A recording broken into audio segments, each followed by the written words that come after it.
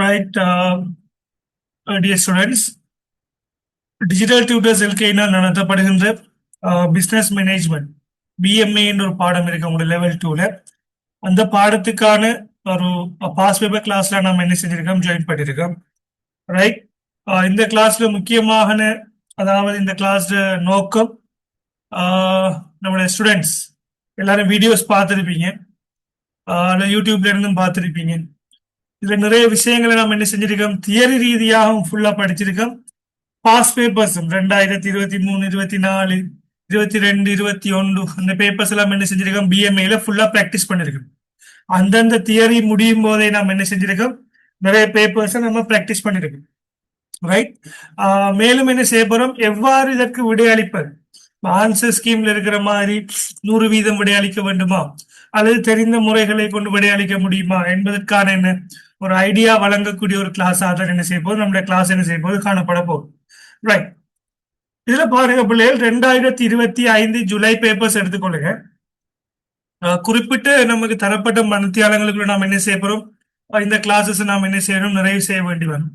Because உங்களுக்குரிய ஐஎஸ்டிக்குரிய seminars என்ன செஞ்சிருக்காங்க, அரேஞ்ச் பண்ணிருக்காங்க. ஸோ குறிப்பிட்ட தரப்பட்ட மனத்தியாளங்களுக்கு நாம் என்ன செய்வோம், நம்மளோட வகுப்புகளை என்ன செய்வோம், நம்ம நிறைவு செய்வோம். ஸோ எல்லாரும் என்ன செய்யுங்க, கொஞ்சம் கன்சன்ட்ரேஷனோட என்ன செய்யுங்க இது. ரைட், 2025 ஜூலை பாஸ் பேப்பர்ஸுக்கு வாங்க. நம்ம நேரடியாகவே என்ன செய்வோம், பேப்பர்ஸுக்கு போவோம். பேப்பர்ஸ் நம்ம என்ன செய்வோம், நேரடியாகவே ஸ்டார்ட் பண்ணுறோம். ரைட், உங்களோட பேப்பர்ஸ்ல பாத்தீங்கன்னா பிள்ளைகள், பகுதி ஏ, பகுதி பி, பகுதி சி என்ன செய்ய போகின்றது, 3 பகுதிகள் காணப்பட போகின்றது. பகுதி ஏ பாத்தீங்கன்னு சொன்னா 25 புள்ளிகளுக்கான பகுதியாக காணப்படும். ஒன்று தொடக்கம் ஒன்றிலிருந்து 5 வரைக்கும் எம்சிக்யூ என்று சொல்லுவோம், ஓடிக்கு கொஸ்டின்ஸ். அடுத்தது இடைவெளி நிரப்புவது. அடுத்தது ஷார்ட் ஆன்சர்ஸ் எழுதக்கூடிய கொஸ்டினாக 25 புள்ளிகளுக்குரிய வினாக்கள் வரும். ரைட், அதே நேரம் பகுதி பில பாத்தீங்கன்னு சொன்னா 10 புள்ளிகள் வீதம் என்ன செய்யப்பட போகின்றது, கொஸ்டின் நம்பர் 2, 3, 4, 5, 6 5 கேள்விகள் என்ன செய்ய போகின்றது, உங்களுக்கு எழுதக்கூடிய வினாக்களாக என்ன செய்யப்பட போகின்றது, காணப்படுகின்றது. ரைட், அதே நேரம் கொஸ்டின் நம்பர் 7 உங்களுக்கு கேஸ் ஸ்டடி கேள்வியாக, கேஸ் ஸ்டடி என்று சொன்னால் எல்லா விடைகளும் இந்த கேஸ்ல இருந்து எடுக்க இயலாது. நம்ம படிச்ச தியரிஸ்ல இருந்து என்ன செய்யணும், விடைகள் எடுத்து நாம் என்ன செய்யணும், இதற்கு எழுதக்கூடியவாறான ஒரு மெத்தட்டாக என்ன செய்ய போகின்றது, இந்த கேஸ் ஸ்டடி கேள்வி காணப்படுகின்றது. ஸோ இந்த 100 புள்ளிகளை நீங்க என்ன செய்யணும், ஆக குறைந்தது 50 புள்ளிகளை நீங்க என்ன செய்யணும், நீங்கள் பெற்றுக்கொள்ள வேண்டும். 50 புள்ளிகளை நீங்கள் பெற்றுக்கொள்ள வேண்டும். ஸோ நாம் என்ன செய்வோம், எம்சிக்யூ பார்ட் ஏ பகுதிகளில் இருந்து என்ன செய்யலாம், ஆரம்பிக்கலாம். ரைட், இதுல பாருங்க பிள்ளைகள், ரைட், இந்த எம்சிக்யூக்கு நீங்க 25 புள்ளிகள் என்று சொன்னால் 25 புள்ளிகளை நீங்க என்ன செய்யலாம், ஒரு புள்ளிகளுக்கு என்ன 1.8 நிமிடங்களை நீங்க என்ன செய்ய முடியும், செலவு செய்து கொள்ள முடியும். 1.8 தர 25 புள்ளிகள் என்று சொன்னால் 45 நிமிடம். பட் நீங்க என்ன செய்ய வேண்டும், இதனே ஒரு அரை மணித்தியாலும் அல்லது 25 நிமிடங்களுக்குள்ள நீங்க என்ன செய்யணும், இந்த மார்க்ஸை நீங்க பெற்றுக்கொண்டால் தான் பகுதி பி, பகுதி சில நீங்க என்ன செய்ய முடியும், நீங்கள் வினாக்களை நீங்க என்ன செய்ய முடியும், செய்து கொள்ள முடியும். ரைட், ஆகவே நாம் என்ன செய்வோம், நேரடியாக பாடத்துக்கு வருவோம். இன்ஸ்ட்ரக்ஷனே நம்ம என்ன செய்யணும் பிள்ளைகள், நீங்க வாசிச்சுட்டே நீங்க என்ன செஞ்சிடணும், வீட்டில இருந்து வாசிச்சுட்டே போயிடணும். உங்களுக்கு 2 மணிக்கு எக்ஸாம் டைம் டேபிள்ல போட்டிருந்தாலும் நீங்க என்ன செய்யணும், 15 நிமிடங்களுக்கு முதல் உங்களுக்கு பேப்பர்ஸ் என்ன செஞ்சிருவாங்க, தந்துடுவாங்க. அந்த டைம்ல நீங்க என்ன செய்யலாம், பேப்பர்ல இருக்கக்கூடிய கேள்விகளை வாசிச்சு நீங்க டிசிஷன் மேக்கிங் செய்து கொள்ள முடியும். இதுல எந்த விடைகளையும் எழுதுறதில்ல, நீங்க என்ன செய்யலாம், உங்களுக்கு விடையளிப்பதற்கான பேப்பர்ஸ் என்ன செய்வாங்க, உங்களுக்கு தருவாங்க. ரைட், அடுத்தது பாருங்க. ரைட், பயனுறுதி தன்மை என்பது எது, எஃபெக்டிவ்னஸ். எஃபெக்டிவ்னஸ் என்னன்னு சொல்லி கேட்கறாங்க. நம்ம படிச்சிருக்கோம், வினைத்திறன் விளைதிறன் என்று படிச்சிருக்கோம், எஃபிசியன்சி அண்ட் எஃபெக்டிவ்னஸ் என்று சொல்லி படிச்சிருக்கோம். எஃபிசியன்சி என்று என்ன, எஃபெக்டிவ்னஸ் என்ன. ரைட், இதுக்குரிய விடைகள் என்ன வரும் சொல்லுங்க பாப்போம். இதற்குரிய விடையை சொல்லுங்க, செட் பாக்ஸ்ல ரீப்ளை பண்ணுங்க. இதற்குரிய விடையை நீங்க ரீப்ளை பண்ணுங்க, எல்லாரும் ரீப்ளை பண்ணுங்க, செட் பாக்ஸ்ல ஆன்சர் அனுப்புங்க. 1.1க்கான விடை.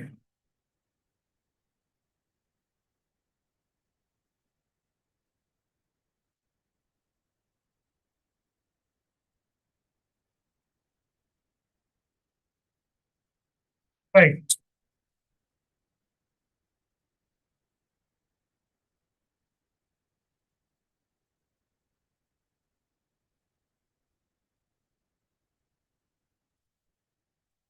ரைட். Very good. ரைட். நிறைய பேர் என்ன செஞ்சிருக்கிறீங்க, ஆன்சர் செலக்ட் பண்ணிக்கிறீங்க. ரைட். நம்ம பார்ப்போம் உங்க ஆன்சர் சரியா இல்லையான்னு பார்ப்போம்.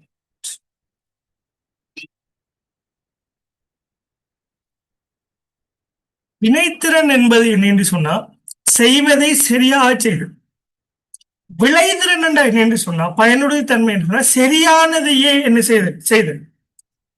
டூ த திங் ரைட் என்று சொன்னா செய்வதை சரியாக செய்தல். டூ ரைட் திங் என்று சொன்ன என்னன்னா சரியானதையே செய்தல். ஆகவே இங்க கேட்கப்பட்டது பிள்ளைகள் விளைதிறன், அதாவது பயனுறுதி தன்மை, எஃபெக்டிவ்னஸ் சொல்லி கேட்டிருக்காங்க. எஃபெக்டிவ்னஸ் என்று சொன்னா பாத்தீங்கன்னு சொன்னா அதாவது சரியானதையே செய்தல் என்கிறது வரும். இது வருமா பிள்ளைகள்? செய்வதை சரியாக செய்தல் வினைத்திறன். மற்றவர்களோட காரியங்களை செய்தல் வராது. இது பாத்தீங்கன்னு சொன்னா விளைதிறன் அல்லது உற்பத்தி திறன் என்று சொல்லுவோம். வெளியீட்டின் கீழ் உள்ளீடு. ஆகவே இந்த விடைதான் என்ன சரியான விடையாக காணப்படும். ரைட். இப்ப அடுத்த கேள்விக்கு வரும். ரைட்.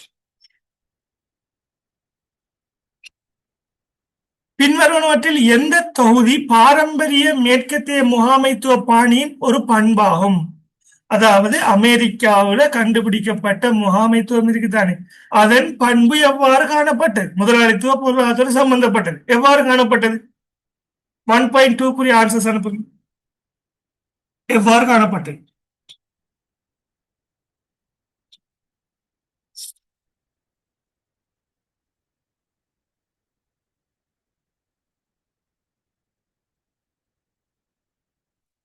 ரைட். செட் பாக்ஸ்ல ரீப்ளை பண்ணுங்க பிள்ளைங்க. ரைட். நீங்க ரீப்ளை பண்ணுங்க, அதில் இஷ்யூ ஒன்றும் இல்லை. ரைட். ம். ரைட். Very good. ரைட். நிறைய பேர் பார்த்துருக்கீங்க. அதாவது ஆரம்பத்துல பாத்தீங்கன்னா பிள்ளைகள் பாரம்பரிய முகாமைத்துவம் என்று சொல்றது மேற்கத்திய அமெரிக்கா போன்ற நாடுகள்ல பாத்தீங்கன்னு சொன்னா அங்க உள்ள மேனேஜ்மெண்ட் எப்படி இருந்துச்சு? மனிதர்களை முன்னுரிமைப்படுத்தினாங்களா? இல்ல. வாடிக்கையாளர்களை திருப்தியை பார்த்தாங்களா? இல்ல. அவங்க பெறுபவர்கள் மீது என்ன செஞ்சாங்க? அவுட்புட். அது என்ன நடந்தாலும் பரவாயில்ல, அவங்களுக்குரிய வெளியீடு சரியாக வர வேண்டும் என்று இருந்துச்சு. உள்ள பார்த்த விஷயம். 1.3க்கு பாருங்க. அதிகார கையளிப்பின் ஓர் அனுகூலமாக அமைவது. அதிகார கையளிப்பு என்ன? ஒரு உயர்மட்ட முகாமையாளர் அவரது அதிகாரங்களை கீழுக்குள்ள நபர்களுக்கு கையளித்தல். உதாரணமாக அதிபர் பாடசாலையை 100% மேனேஜ் பண்ண தெரியாட்டியும் என்ன செய்யறாரு? அவரு கஷ்டம் என்று சொன்னா அவருக்கு இருக்கிற டெபுட்டி பிரின்சிபல்கிட்ட கையளிக்காரு. அதன் அனுகூலம் எது? அனுகூலமாக அமைவது எது? எது வரும்? Right. முகாமையை சரியா செய்யலாம், ஊழியர்கள் அபிவிருத்தி, சிறந்த ஒருங்கிணைப்பு. ரைட். ஆகவே மேற்கூறிய யாவும்ங்கிறத இதற்குரிய விடையாக வரும். ரைட். பின்வருவனவற்றில் ஒரு வெற்றிகரமாக பண்டக்குறியின் தேவைப்பாடு அல்லாதது. பண்டக்குறி என்று சொன்ன என்ன பிள்ளைகள்? இங்கிலீஷ்ல பிராண்ட் என்று சொல்லுவோம். பிராண்ட். பிராண்டின் தேவைப்பாடு அல்லாதது. ஒரு பிராண்ட் ஒன்று நல்லா இருக்கணும்னு சொன்னா பின்வரும் விடயங்கள் சரியா இருக்கும். எக்ஸாம்பிள் பிராண்ட் என்ன? Coca Cola, Pepsi, KFC, McDonald அவங்க காணப்படுற பிராண்ட் ஆகும். அந்த பிராண்ட் ஒன்று இருக்கணும்னா அதுக்கான தேவைப்பாடு அல்லாதது. பிராண்டுங்கிறது என்ன செய்யணும் பிள்ளைகள்? அந்த பொருளோட உற்பத்தியோட தொடர்புபட்டா இருக்கும். பொருளோட ஒத்து போகணும். மக்களுக்கு என்ன செய்யணும்? ஒரு பண்டத்திலிருந்து இன்னொரு பண்டத்தை என்ன செய்யணும்? வேறுபடுத்தி விளங்கக்கூடிய மாதிரி இருக்கணும், தெளிவுபடுத்தும். ஒரு பிராண்ட் சிக்கலுக்குரியதா இருக்கணுமா? இல்லை. ஆகவே என்ன? இதுதான் விடையாக வரும். 1.4க்கு மூணாவது விடை வரும். ரைட். அடுத்து 1.5. கீழ்வருவனவற்றில் போர்ட்டரின் பெறுமதி சங்கிலியின் ஆதரவு நடவடிக்கை ஒன்றாக அமையாதது. ரைட். போர்ட்டரை சங்கிலி படிச்சிருக்கிறீங்க, பார்ப்போம்.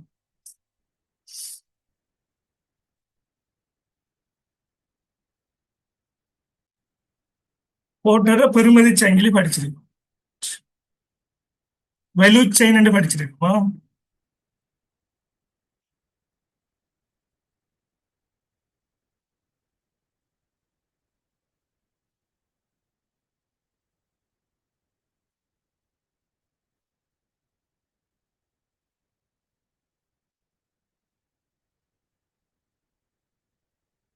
வெயிட் பண்ணுங்க. ம்.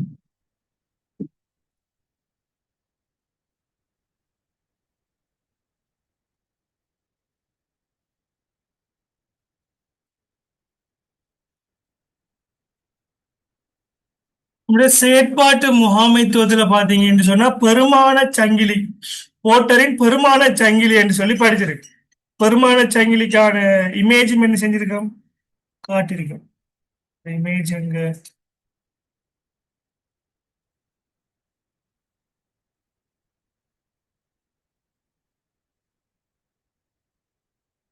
ஓகே.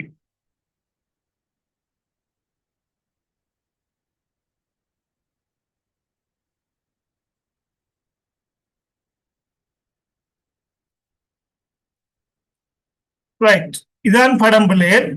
இது ஃபில் பண்ண படல். இந்த போர்ட்டர் பெருமான சங்கிலியில பாத்தீங்க என்று சொன்னா இதுல காணப்படுவது என்ன, முதன்மை தொழிற்பாடுகள் என்று சொல்லுவோம். மற்றது என்ன என்று சொல்லுவோம் சொன்னா துணை தொழிற்பாடுகள் என்று சொல்லுவோம். முதன்மை தொழிற்பாடுகள்ல பாத்தீங்கன்னு சொன்னா உள்வரும் போக்குவரத்து, அதுல செயற்பாடுகள், வெளிச்செல்லும் போக்கு, inbound logistic, outbound logistic, sales and marketing, விற்பனைக்கு பின்னரான சேவைன்னு படிச்சிருக்கோம். துணைநிலை செயற்பாடுகள்ல பாத்தீங்கன்னு சொன்னா கொள்வனவு, மனிதவள முகாமைத்துவம், தொழில்நுட்ப விருத்தி, நிறுவன உட்கட்டமைப்பு என்று சொல்லி படிச்சிருக்கோம். ரைட். இப்ப நம்மகிட்ட கேட்ட கேள்விகள் என்ன பிள்ளைகள், பின்வருவனவற்றில் போர்ட்டரின் பெறுமதி சங்கிலியின் ஆதரவு நடவடிக்கை, ஆதரவு நடவடிக்கை இவங்க சொல்றது என்னன்னு சொன்னா துணை நடவடிக்கையை தான் சொல்றாங்க. அவை துணை நடவடிக்கை எது வரும் பிள்ளை, பாருங்க துணை நடவடிக்கை என்ன வரும், தொழில்நுட்ப அமையாதது கேட்டிருக்காங்க. துணை நடவடிக்கை ஒன்றாக அமையாதது. அப்ப ரைட், அப்ப உங்களுக்கு துணை நடவடிக்கை தெரியும். தொழில்நுட்ப அபிவிருத்தி துணை நடவடிக்கை, வருகைங்கிறது துணை நடவடிக்கை, மனிதவள முகாமைத்துவம் துணை நடவடிக்கை. ஆகவே சந்தைப்படுத்தல் விற்பனைங்கிறது என்ன, inbound logistic, outbound logistic, செயற்பாடுகள், சந்தைப்படுத்தல், விற்பனைக்கு பின்னரான சேவை, இதெல்லாம் என்ன சொன்னா முதன்மை நடவடிக்கைகள் வரும். ஆகவே இந்த இரண்டாவது விடைதான் வரும் பிள்ளைகள். அதாவது சகல பாடங்கள்ல இருந்தும் என்ன செய்வாங்கன்னு சொன்னா உங்களுக்கு கேள்விகள் எடுக்கப்படும். ரைட். சோ நாம் என்ன செய்யணும், ஆகவே நம்ம சரியா படிச்சிருக்கணும். படிச்சிருந்தா மட்டும்தான் என்ன செய்யலாம், விடையளிக்கக்கூடியதாக இருக்கு. ரைட். இப்ப வரும், இது பேசிக் தானே, நம்மளோட பார்ட் 2க்கு வரும்போது தொடர்புபடுத்தி படிப்போம். ரைட். வினா இலக்கம் 1.6 தொடக்கம் 1.10 உள்ள இடைவெளிகளை நிரப்புவதற்கு அடைப்புக்குள் தரப்பட்ட சொற்களை தேர்ந்தெடுக்கவும் போட்டிருக்காங்க.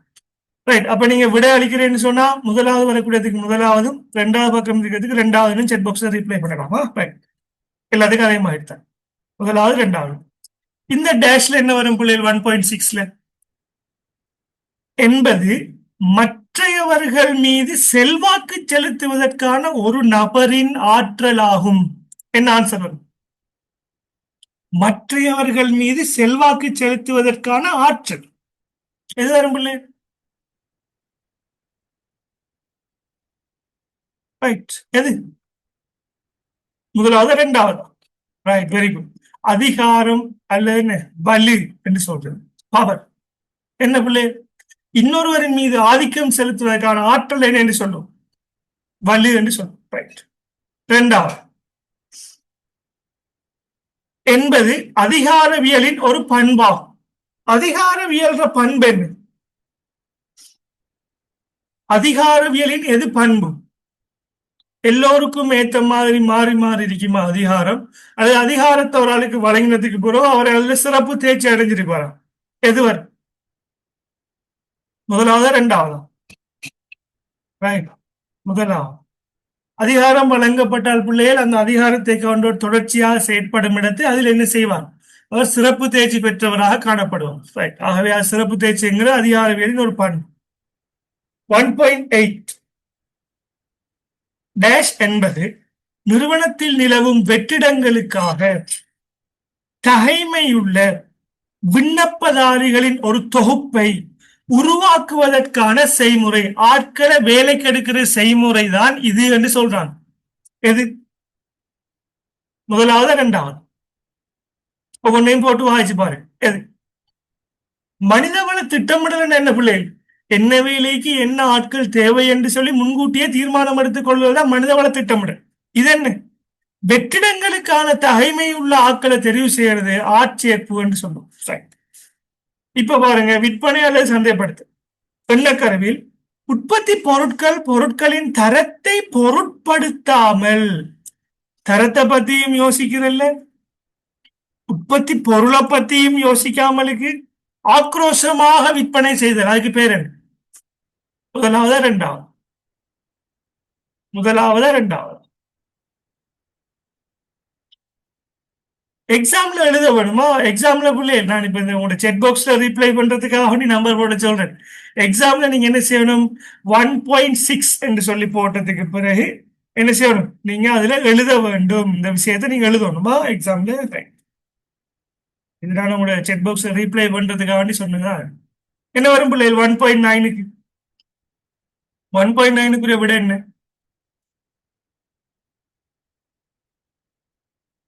1.9க்குரிய விட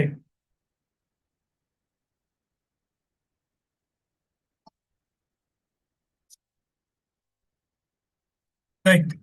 சந்தைப்படுத்தல் என்று சொன்ன பிள்ளைகள், சந்தைப்படுத்தல் கலவை படிச்சிருக்கு. Price, product, place, promotion. அந்த 4Pஸையும் பயன்படுத்தி நாம் என்ன செய்யறோம்? வாடிக்கையாளருக்கு பொருளை விற்கிறது மட்டுமில்ல, அவரை தக்க வச்சுக் கொள்றதுக்கான சகல செயற்பாடுகளில் மேற்கொள்றதுதான் சந்தைப்படுத்தல். விற்பனைங்கிறது என்ன? விற்பனை என்றால் ஜஸ்ட் ஒரு சேல். என்ன செய்யற? இந்த இடத்துல ஒரு சீசனுக்கு ஒரு பொருளை வித்து போட்டு போற, அவர் திருப்பி அந்த கஸ்டமர் வர வேண்டுமா இல்லையாங்கிறத பத்தி என்ன செய்யறல, யோசிக்கிறல. ஆகவே உற்பத்தி பொருட்களின் தரத்தை பொருட்படுத்தாமல் விற்கிறேங்கிறதுக்கு என்ன சொல்லுவோம்? விற்பனை என்று சொல்லுவோம். நிறைய பேர் ஆன்சர் பண்ணிருக்கீங்க, கரெக்ட். அடுத்து 1.10 மொத்த தர முகாமைத்துவத்தின் ஒரு கோட்பாடாகும். உற்பத்தியாளர்கள் மீதான கவனக்குவிப்பு அல்லது ஒருங்கிணைந்த முறைமை என்பது மொத்த தர முகாமைத்துவத்தின் கோட்பாடு. மொத்த தர முகாமைத்துவம் என்ற என்ன பிள்ளை ஞாபகம் இருக்கா? நம்ம படிச்சிருக்கோம். மொத்த தர முகாமைத்துவம் என்ற என்ன? உற்பத்தியில காணப்படுகின்ற சகல பிரிவுகளை நாம் என்ன செய்யறோம்? தரத்தை ஏற்படுத்தினோம் என்று சொன்னா வெளியீடும் என்ன செய்யப்படும்? தரமாகத்தான் அமையும் என்கிற சம்பந்தமாகத்தான் நாம் என்ன செஞ்சிருக்கோம்? மொத்த தர முகாமைத்துவம் சொல்லி படிச்சிருக்கோம். பிடிஎஃப் கொஞ்சம் வெயிட் பண்ணுங்க. ஆகவே என்ன இதுக்கு என்ன விட வரும் என்று சொன்னா, ஒருங்கிணைந்த முறைமை சகல பிரிவுகளையும் என்ன செய்யறேன்? தரத்தை பேணுதல் சம்பந்தப்பட்டதாக இருக்கு. ஆகவே இதன் பிள்ளைகள் என்ன 1.10 வரைக்கும் உள்ள விஷயம். ரைட்.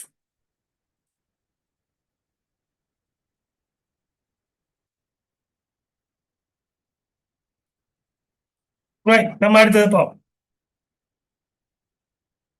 அடுத்த கொஸ்டின் மார்க்கெட்டிங்கோட சம்பந்தப்பட்டதாக இருக்கு. ரைட், பாப்போமா?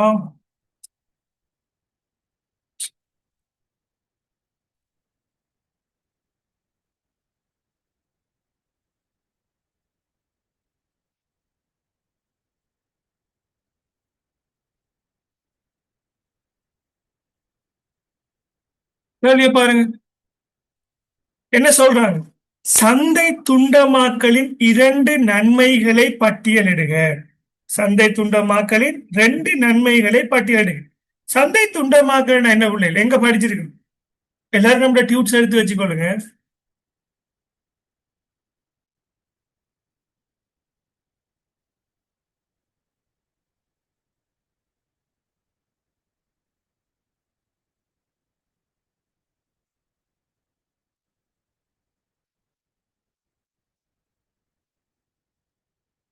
ரைட்.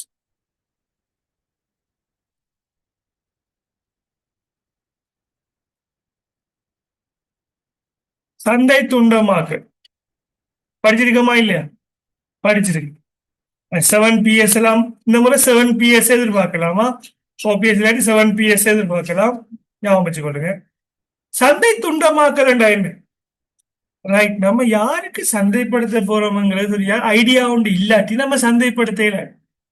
அப்ப நாம என்ன செய்ய போறோம்னு சொன்னா, ஒட்டுமொத்த சந்தையும் இருந்தா அவங்க என்ன செய்ய போறோம்? ஃபில்டர் பண்ண போறோம். ஒவ்வொரு தொகுதிகளா என்ன செய்ய போறோம்? ஃபில்டர் பண்ண போறோம். அப்படி ஃபில்டர் பண்ணி அந்த நபர்களை நோக்கி நாம் என்ன செய்யும்? சந்தைப்படுத்தல் செயற்பாடுகளை மேற்கொள்ளும். அது ஃபில்டர் பண்றதுக்கு நாம பயன்படுத்துற பேசிஸ் தான் என்ன என்று சொன்னா, துண்டமாக்கலின் அடிப்படைகள்.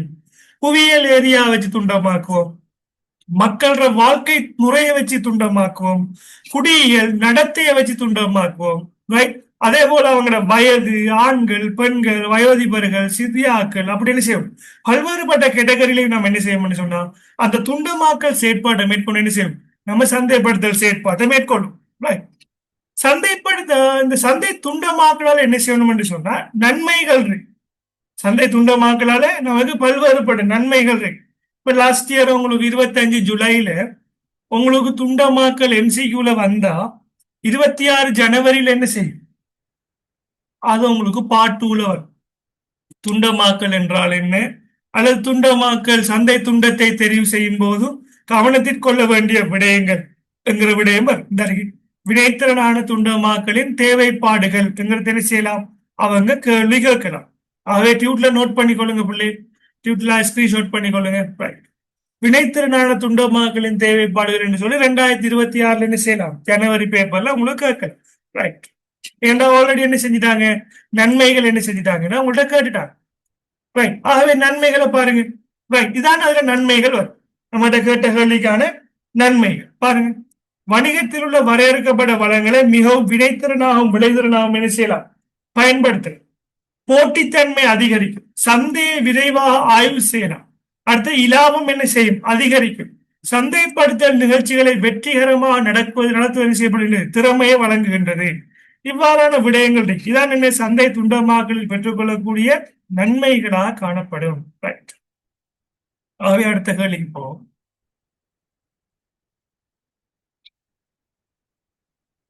பட்டியலிடுக என்று சொன்னா பிள்ளைகள் விளக்குறல். அந்த விஷயத்தை மட்டும் என்ன செய்யணும், அந்த விடயத்தை மட்டும் என்ன செய்யணும், குறிப்பிட்டு காட்டினா சரி. அப்ப ஈஸியா நீங்க எழுதக்கூடியது என்ன, இதுல போட்டித்தன்மை என்ன செய்யுது, சந்தை துண்டமாக்கல் அதிகரிக்குது. இலக்கு சந்தைப்படுத்தலுக்கு என்ன செய்யுது, ஹெல்ப் பண்ணுது. சந்தைப்படுத்தல் என்ன செய்யலாம், விற்பனை நம்ம என்ன செய்யலாம், அதிகரிக்கிறதுக்கு இது ஹெல்ப் பண்ணுது. அல்ல திட்டமிடுவதற்கு என்ன செய்யுது, நமக்கு சப்போர்ட் பண்ணுது. இதெல்லாம் என்ன துண்டமாக்கல் 2 நன்மைகளாக கருதப்படும். சந்தை ஊடுருவல் மற்றும் சந்தை அபிவிருத்தி ஆகியவற்றுக்கு இடையிலான வேறுபாடுகளை குறிப்பிடும். சந்தை ஊடுருவல் என்ற என்ன பிள்ளை, ஏற்கனவே உள்ள உற்பத்தி என்ன செய்ய போறோம் என்று சொன்னா, ஏற்கனவே உள்ள சந்தையில நாம் என்ன செய்யறோம், நாம விற்பனை செய்யும், அது சந்தைய ஊடுருவல். ரைட். சந்தை அபிவிருத்தி என்ற என்ன, ஏற்கனவே உள்ள உற்பத்திகளை புதிய சந்தைக்கு எடுத்து சென்றா அதை என்னன்னு சொல்லுவோம், சந்தை அபிவிருத்தின்னு சொல்லுவோம். சந்தை ஊடுருவல், சந்தை அபிவிருத்தி, 2க்கும் இடையிலான வேறுபாடு என்ன பிள்ளை, ஏற்கனவே உள்ள உற்பத்தியை ஏற்கனவே உள்ள சந்தையில விற்பனை செய்து நாம் என்ன செய்யறோம், அதை நாம டெவலப் பண்ணி எடுத்தோம், அதை வளர்ச்சி அடைய செஞ்சோம் என்று சொன்னா அது சந்தை ஊடுருவல். எக்ஸாம்பிள் என்ன, ஏற்கனவே ஒரு ஹோட்டல் இண்டஸ்ட்ரி ஒன்று இருக்குன்னு சொன்னா உங்களோட ஊர்ல பாத்தீங்கன்னா நிறைய ஹோட்டல்ஸ் அல்லது நிறைய இப்ப உதாரணமாக பீஸா விற்பனை செய்யக்கூடிய கடைகள், கேக் விற்பனை செய்யக்கூடிய கடைகள் ஏற்கனவே இருக்கும் என்று சொன்னா நாமளும் என்ன செய்ய போறோம், ரைட், அதே மாதிரியான ஒரு உற்பத்தியை நாம் என்ன செய்யறோம், அதே சந்தையில விற்பனை செய்து நாம் என்ன செய்யறோம், நாம வளர்ச்சி அடைந்தால் அது சந்தை ஊடுருவல் என்று சொல்றோம். சந்தை அபிவிருத்தி என்று சொன்னா என்ன, ஏற்கனவே உள்ள உற்பத்தியை நாம் என்ன செய்ய போறோம்னா புதிய சந்தைக்கு கொண்டு போறோம். புதிய சந்தை என்ற என்ன, உதாரணமாக நீங்க ஒரு ஏங்கிற கிராமத்துல நீங்க உங்களோட டெவலப் பண்ணிட்டு இருந்தீங்கன்னா உங்களோட ப்ராடக்ட உற்பத்தி செஞ்சு விற்பனை செஞ்சுட்டு இருந்தீங்கன்னா நீங்க என்ன செய்றீங்க, அதை பிங்கிற கிராமத்துக்கு நீங்க என்ன செய்றீங்க, எடுத்துட்டு போறீங்க. அல்லது பாத்தீங்கன்னு சொன்னா இப்ப பெம்பர்சன்ட் சொல்லுவாங்க பிள்ளைகளுக்கு, சின்ன பிள்ளைகளுக்கு, அதாவது அவங்களோட டாய்லெட்டுக்கு போறதுக்குலாம் பெம்பர்சன்ட் சொல்லுவோம், டைப்பர்சன்ட் சொல்லுவோம். அது பாத்தீங்கன்னு சொன்னா ஆரம்பத்துல என்ன இருந்துச்சு, சிறிய பிள்ளைகளுக்காக வேண்டி கண்டுபிடிக்கப்பட்டுச்சு. காலப்போக்குல என்ன செஞ்சாங்க, அதை பெரிய நபர்களுக்கும் என்ன செஞ்சாங்க, பயன்படுத்தினாங்க. புதிய சந்தையை நோக்கி என்ன செஞ்சாங்க, அதை நகர்த்தி கொண்டு சென்றார்கள். ஆகவே என்ன, அதான் சந்தை அபிவிருத்தியாக இருக்கு, புதிய சந்தையை நோக்கி நகர்வு. ஆகவே என்ன, சந்தை ஊடுருவல், சந்தை அபிவிருத்திங்கிறத நம்ம படிச்சிருக்கோம். சோ அதை என்ன செய்யுங்க, கொஞ்சம் பார்த்துக்கொள்ளுங்க. இப்ப நம்ம சந்தைப்படுத்தல பாத்தீங்கன்னு சொன்னா நிறைய விஷயம் படிச்சிருந்தோம். ஏற்கனவே பாஸ் பேப்பர்ல வந்து எல்லாம் பாஸ் பேப்பர்ஸ்ல பார்த்திருந்தோம் 2022 ஜூலைல எல்லாம்.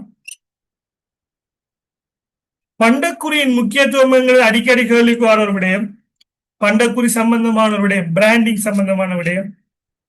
ரைட். ஒரு வெற்றிகரமான பண்டக்குறியின் தேவைப்பாடுகள் அடிக்கடி கேள்விக்கு வர ஒரு விஷயம். ஆகவே இதை பார்த்துக் கொள்ளுங்க. ஒரு வெற்றிகரமான பண்டக்குறியின் தேவைப்பாடுகள், இதை நோட் பண்ணிக்கொள்ளுங்க பிள்ளைகள். 26 ஜனவரிக்கு நோட் பண்ணிக்கொள்ளுங்க. பண்டக்குறியின் நன்மைகள் 25 ஜனவரியிலையும் கேள்வி வந்துட்டு சோ வெற்றிகரமான பண்டக்குறியின் தேவைப்பாடுகளை நோட் பண்ணி வச்சுக்கொள்ளுங்க. இந்த மாதிரி டிஜிட்டல் சந்தைப்படுத்தல் சம்பந்தமாக கேட்கறதுக்கு வாய்ப்பு இருக்கு. டிஜிட்டல் சந்தைப்படுத்தல், டிஜிட்டல் மார்க்கெட்டிங் என்ன, அதுல பயன்படுத்தப்படுற டெக்னிக்ஸ் 25 ஜூலை பேப்பர்லையும் வந்திருக்கு. உங்களுக்கும் என்ன செய்யலாம், வரக்கூடிய வாய்ப்பு இருக்கு. லேட்டஸ்டான விடயம் தானே. Social media marketing, right. இது நன்மைகள் தீமைகள் கிட்ட நீங்க எழுதி கொள்வீங்க, அது பொதுவான விஷயம், ரைட்.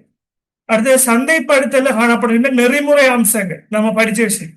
சந்தைப்படுத்தல் என்ன, எது சரியானது எது தவறானது என்று புரிந்து கொண்டு சரியானதை மட்டும் நாம செய்யறதான என்ன சந்தைப்படுத்தல் நெறிமுறைன்னு சொல்லும். சந்தைப்படுத்தல் நெறிமுறையின் நன்மைகள், இது நம்ம கேள்விக்கு வரல இது வரைக்கும். சோ நீங்க என்ன செய்யுங்க, சந்தைப்படுத்தல் நெறிமுறைகளின் முக்கியத்துவம்ங்கிறத பாடமாய் கொள்ளுங்களா, ரைட். மற்ற விடயங்கள்லாம் பாஸ் பேப்பர்ல வந்திருக்கு, நம்ம ஃபுல்லா படிச்சிருக்கோம், ரைட். ஓகே, அடுத்தது போ.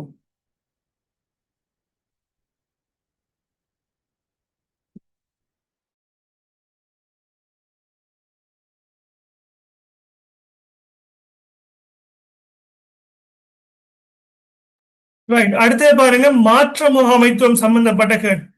மாற்றத்திற்கான 2 வகைகள் படிச்சிருக்கமா இல்லையா? மாற்ற முகாமைத்துவம் இன்னொரு பாடம், நம்ம இங்க ஒரு 1.5 மணி நேரம் 1.5 hour படிச்சிருக்கோம், ரைட். பாப்போம் மாற்ற முகாமைத்துவம்.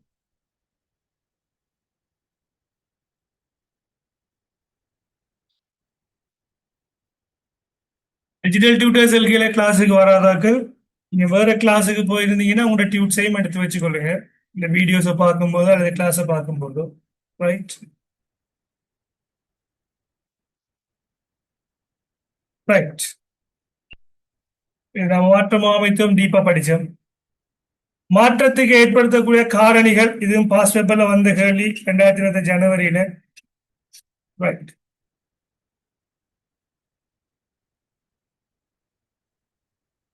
மாற்றத்தின் வகைகள், இது 2022 ஜனவரியில வந்த கேள்விதான். MC கொஸ்டின் நம்பர் 6B வந்த கேள்விதான். உங்களுக்கு என்ன செய்யப்பட்டிருக்கு, 25 ஜூலைல என்ன செஞ்சிருக்காங்கன்னு சொன்னா பகுதி A உள்வாங்கியிருக்காங்க. ஆனா இதுல கேட்ட கேள்வி விளக்க சொல்லி கேட்கல, என்ன கேட்டிருக்காங்க, குறிப்பிடுகன்னு மட்டும் கேட்டிருக்காங்க. ஆகவே மாற்றத்தின் வகைகள் என்ன, மாற்றத்தின் வகைகள் என்ன, ரைட். இதுக்குரிய ரெக்கார்ட்ஸ் பிள்ளைகள் யூடியூப்ல போட மாட்டாங்க, சில நேரம் கிளாஸ்ல இருந்து பாருங்களா.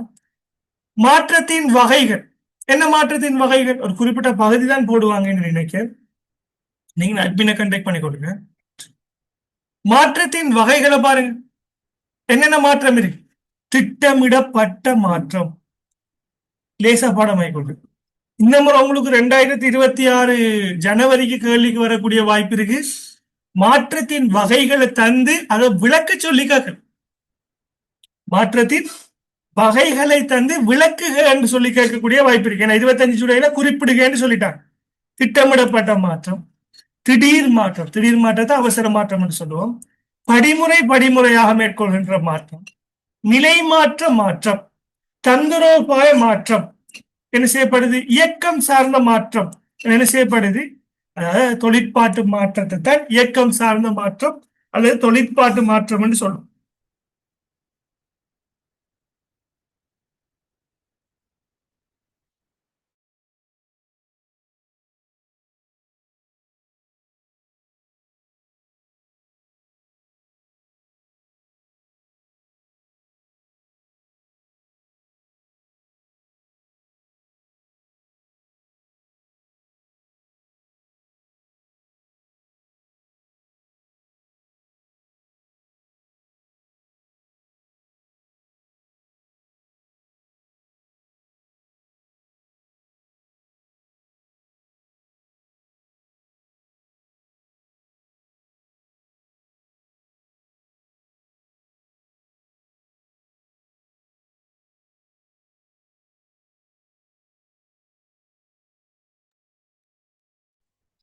ரைட், பாருங்க பிள்ளைகள், உங்கள்கிட்ட கேட்கக்கூடியது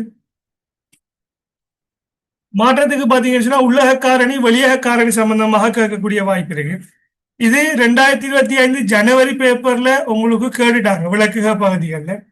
26 ஜனவரியில் என்ன செய்யலாம், உங்களுக்கு குறிப்பிடுக என்ற அடிப்படையில கேட்கக்கூடிய வாய்ப்பு இருக்கு. சோ பார்த்துக்கொள்ளுங்க, அகச்சூழல் புறச்சூழலை பேஸ் பண்ணி தான் மாற்றத்துக்கான உள்ளக காரணி, வெளியக காரணி அல்லது உள்ளக சக்தி, வெளியக சக்திகள் என்ன செய்யப்படுது? தீர்மானிக்கப்படுது. உள்ளக சக்தி, வெளியக சக்தி தீர்மானிக்கப்படுது. ரைட். மாற்றமோ அமைத்துவத்தின் நன்மைகள். நன்மைகள் கேள்விக்கு வரல. 26 ஜனவரியிலையும் வரல, 25 ஜனவரியிலையும் வரல, 25 ஜூலைலையும் வரல. ஆகவே மாற்றத்தின் நன்மைகள் கேட்கக்கூடிய வாய்ப்பு இருக்கு உங்களுக்கு பார்ட் 2. அடுத்த இந்த டைம்ல நம்மகிட்ட கேட்ட கேள்வி, நம்மட கொஸ்டின் என்ன? இந்த இருக்கு பாருங்க பிள்ளைகள். மாற்றத்தின் 2 வகைகளை குறிப்பிடுங்க. விளக்க சொல்லி கேட்கல, என்ன கேட்டிருக்காங்க? ஜஸ்ட் குறிப்பிடுங்க. மாற்றத்தின் வகைகளை பாத்தீங்கன்னா நிறைய மாற்றங்கள் இருக்கு. என்ன?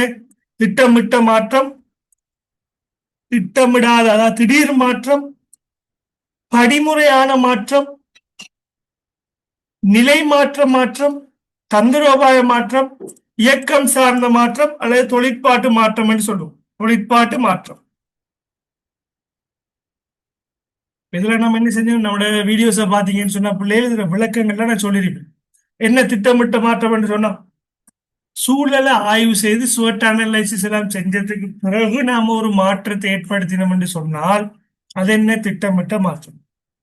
திட்டமிடப்படாத திடீர் மாற்றம் என்ன? எந்த ஆய்வுமே செய்யல மற்றும் என்ன அந்த டைம்ல இருந்த சிச்சுவேஷன், கட்டுப்படுத்த முடியாத நிலைமைகள் காரணமாக நாம ஒரு மாற்றத்தை ஏற்படுத்துறோம்டா அது என்ன? திடீர் மாற்றம். உதாரணமாக கோவிட் போன்ற நிலைமைகள். கொரோனா டைம்ல பாத்தீங்கன்னா நம்ம கம்பெனில டெலிவரி சர்வீஸே இல்லை.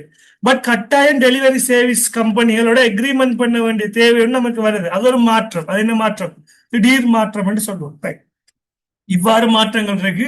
இதுல ஏதாவது 2 மாற்றங்களை நீங்க என்ன செய்யணும்? நீங்க குறிப்பிட வேண்டும். ரைட். அடுத்து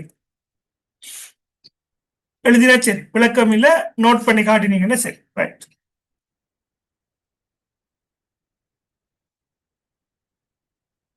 மாற்றத்தின் முக்கியத்துவம் என்று கேட்டாலும் சரி, மாற்றத்தின் நன்மைகள் என்று கேட்டாலும் சரி. சரிதானே? இதை எழுதி கொள்ளுங்களா? இருக்கு. மாற்றத்துக்கான தடைகள் கேள்விக்கு வந்துட்டு பிள்ளைகளா? மாற்றத்துக்கான தடைகள் 25 ஜனவரியிலையும் கேள்வி வந்துருக்கு. 25 ஜனவரியிலையும் கேள்வி வந்துருக்கு. மாற்ற முகாமைத்துவத்தால என்ன நன்மைகள் பிள்ளைகள்? ஞாபகம் வச்சுக்கொள்ளுங்க. என்ன நன்மை? நம்ம மாறணும் என்று சொன்ன என்ன? ட்ரெண்டுக்கு ஏற்ற மாதிரி நம்ம மாறுறோம். மாறணும்னா என்ன நன்மை? ரைட். நம்ம போட்டித்தன்மையான நன்மை. ஒரு நபர் மாறுகின்றார், இன்னொரு நபர் மாறவில்லை. அப்ப என்ன செய்யறார்? ஒரு கம்பெனி தொழில்நுட்பத்துக்கு மாறும், இன்னொரு கம்பெனி தொழில்நுட்பத்துக்கு மாறல. அப்ப என்ன நன்மை கிடைக்கும்?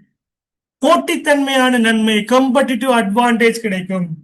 போட்டியை இலகுவாக வெல்ல முடியும், விற்பனைகளை அதிகரிக்க முடியும், சந்தையில் என்ன செய்ய முடியும்? நிலைத்திருக்க முடியும், புதிய பொருட்களை அறிமுகப்படுத்த முடியும், நிறுவனங்களுக்கு வினைத்திறன் அதிகரிக்கும். இதான் என்ன? மாற்றத்துக்கான நன்மைகள். ரைட். இந்த பிக்சர்ல இருக்குள்ளே நான் விளங்கப்படுத்தியிருக்கேன். பெட்டர் பெர்ஃபார்மன்ஸ் கூடும், பைனான்சியல் கெயின், ப்ராஃபிட் கிடைக்கும், எஃபிஷியன்சி பட்ஜெட்டிங், நம்ம பாதையிட சரியா செஞ்சு நம்ம என்ன செய்யலாம்? நம்ம செலவழிக்க முடியும். அவ்வாறான நன்மைகள் நமக்கு இருக்கு. இதெல்லாம் தியரி பார்ட். பட் நம்ம ஜஸ்ட் பாசிபிள் மட்டும் சொல்லாம அதையும் சொல்லிட்டு போறோம். உள்ளக ஆட்சேர்ப்பு கொள்கையில் உள்ள 2 அனுகூலங்களை குறிப்பிடுங்க. நிறுவனத்துக்கு உள்ளே இருந்து ஆட்களை தெரிவு செய்யறதில் இருக்கக்கூடிய நன்மைகள். ஆளணிம அமைத்துவம் படிச்சிருக்கோமா இல்லையா? உள்ளக ரீதியான ஆட்சேர்ப்பு, வெளியக ரீதியான ஆட்சேர்ப்புன்னு படிச்சிருக்கு. உள்ளக ரீதியான ஆட்சேர்ப்பு என்ன பிள்ளை? ஒரு வேலைக்கு நாம ஆட்களை எடுக்கும் போது நம்ம என்ன செய்யறோம்? நிறுவனத்துக்கு உள்ளிருந்து தான் நம்ம என்ன செய்யறோம்? ஆட்களை பெற்றுக்கொள்கின்றமே தவிர வெளியில என்ன செய்ய மாட்டோம்? பப்ளிக்கா அனௌன்ஸ் பண்ணி அவங்களை எடுக்க மாட்டோம். அதான் என்ன? உள்ளக ஆட்சேர்ப்பு. உதாரணமாக பெரும்பாலும் யூனிவர்சிட்டிஸ்ல எல்லாம் பாத்தீங்கன்னு சொன்னா உள்ளக ஆட்சேர்ப்பு தான் என்ன செய்யப்படும் நிறைய விடயங்களில். வெளியக ஆட்சேர்ப்பு இருக்கும், ஆனா என்ன? குறைவு. ஆகவே நாம் என்ன செய்யணும்? உள்ளக ஆட்சேர்ப்பு, வெளியக ஆட்சேர்ப்பு சம்பந்தமாக என்ன செஞ்சிருக்கணும்? நம்ம படிச்சிருக்கோம்.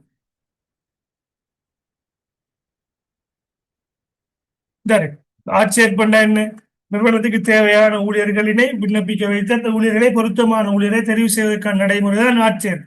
அட்வர்டைஸ் பண்ணி இருக்கிறேன். ஆட்சேர்ப்பு படிமுறை பார்த்திருக்கு. உள்ளக ரீதியான ஆட்சேர்ப்பு. உள்ளக ரீதியாக எப்படி ஆட்சேர்ப்பு செய்யலாம்? நோட்டீஸ் போர்ட்ல போடலாம், அடுத்தது இன்டர்வியூ வச்சு எடுக்கலாம், அடுத்தது ரெஃபரல் ஒரு ஆள் ரெக்கமெண்டேஷன் பண்ணி செய்யலாம், அவங்களோட பெர்ஃபார்மன்ஸை வச்சு அவங்களுக்கே கொடுக்கலாம். அப்படிப்பட்ட விடயங்கள் இருக்கு. இதுல அனுகூலங்களும் இருக்கு, பிரதிகூலங்களும் இருக்கு. அப்ப உலக ரீதியான ஆட்சேர்ப்பு நமக்கு கேட்ட அனுகூலம், உங்களுக்கு என்ன செய்யலாம்? 26 ஜனவரி வெளியக ரீதியான ஆட்சேர்ப்புடைய நன்மைகள் கேட்கலாம், அல்லது தீமைகள் கேட்கக்கூடிய வாய்ப்பு இருக்கு. அனுகூலம் என்ன பிள்ளை? ஊழியர்கள் என்ன செய்வாங்க? ஊழியர்கள் தூண்டப்படுவார்கள். அப்ப நிறுவனத்துக்குள்ள உள்ளே இருந்துதான் வேலைக்கு ஆள் எடுக்கிறார்கள் என்று சொன்னால், நிறுவனங்கள் என்ன செய்வாங்க? ஊழியர்கள் மோட்டிவேஷனா வேலை செய்வாங்க. நமக்கும் ஒரு வாய்ப்பு இருக்கும் என்று சொல்லி. அடுத்து நல்ல தொடர்பாடு, தொடர்பு ஒன்று ஏற்படும், நல்ல ஒரு ரிலேஷன்ஷிப் ஒன்று ஏற்படும் நிறுவனத்துக்கும் ஊழியர்களுக்கும் இடையே. ஏன்? அவங்க தன்னுடைய கம்பெனி என்ன செய்வாங்க? நம்பிக்கையாக வேலை செய்வார்கள். புதிய ஊழியர்கள் டிமாண்ட் ஒன்று இருக்கு. இந்த நிறுவனத்துக்குள்ள எவ்வாறாவது நுழைந்தால் பெரிய பொசிஷனுக்கெல்லாம் வெளியில இருந்து ஆள் எடுக்க மாட்டாங்க, உள்ளே இருந்து தான் ஆள் எடுப்பாங்க. என்ன செய்யப்படும்? வெளியில இருந்து நல்ல டிமாண்ட் ஒன்று இருக்கும். ரைட்? ஊழியர்கள் அர்ப்பணிப்பா வேலை செய்வாங்க. ரைட்?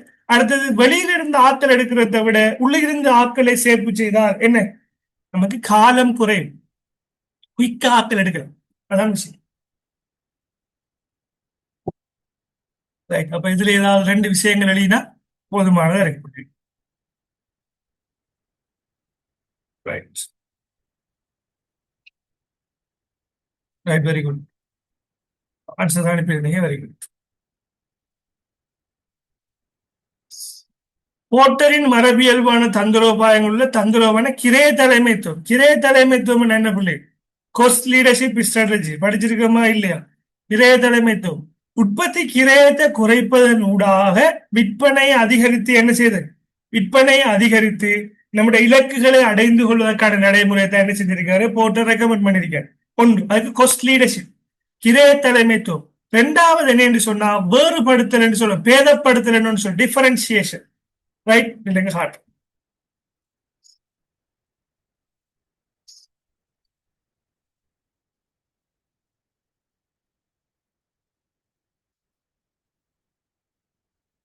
இதுல இதையும் சொல்லிக் கொள்றேன். தந்திரோபாயங்களை பாத்தீங்கன்னா தந்திரோபாயங்கள வகைகள் என்ன? தந்திரோபாயம் பிள்ளை. ரைட். தந்திரோபாய மட்டம், டெக்டிக்கல் லெவல், ஆபரேஷன் லெவல், மூன்று மட்டங்கள் என்ன செய்யப்படும்? தொழிற்பாடு மட்டம், நடுத்தர மட்டம், உயர் மட்டம் என்று சொல்லி என்ன செய்யப்படுது? காணப்படுது. தந்திரோபாயங்கள்லாம் படிச்சிருக்கேன். போட்டர் தந்திரோபாயத்தை பார்ப்போம் 2000 உங்களோட கடைசி யூனிட் பிள்ளைகளா? லாஸ்டா படிப்பிச்ச யூனிட். ரைட்.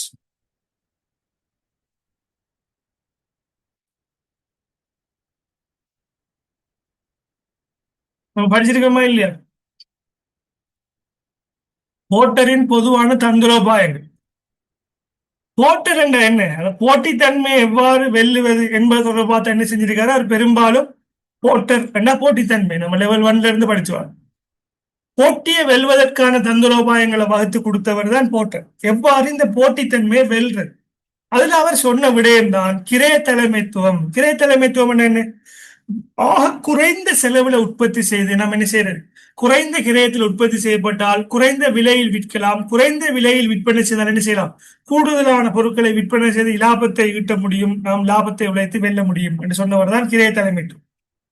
பேதப்படுத்தல் என்ன? இரண்டாவது தந்திரோபாயம் அவர்கள் ஒரு நபர் உற்பத்தி மற்ற போட்டியாளர்கள் இருந்து நினைச்சணும் வேறுபடுத்தப்பட்டதாக இருக்கணும். அது விலையா இருந்தாலும் சரி, பொருள தன்மையாக இருந்தாலும் என்ன செய்யணும்? அது வேறுபடுத்தப்பட்டதாக இருக்கும்.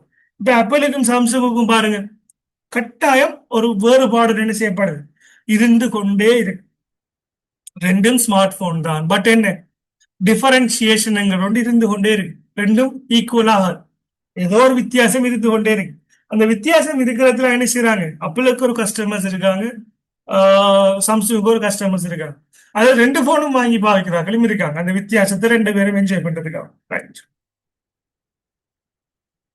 அப்ப இதுல கொஸ்ட் லீடர்ஷிப் வந்தா நீங்க பேதப்படுத்தல் சம்பந்தமா என்ன செய்யலாம்? நீங்க பார்த்துக்கொள்ள. ரைட்.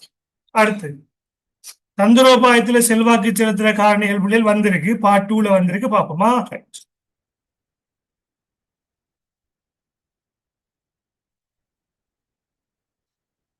ரைட், இந்த கேள்வியை வாசிங்க பாப்போம்.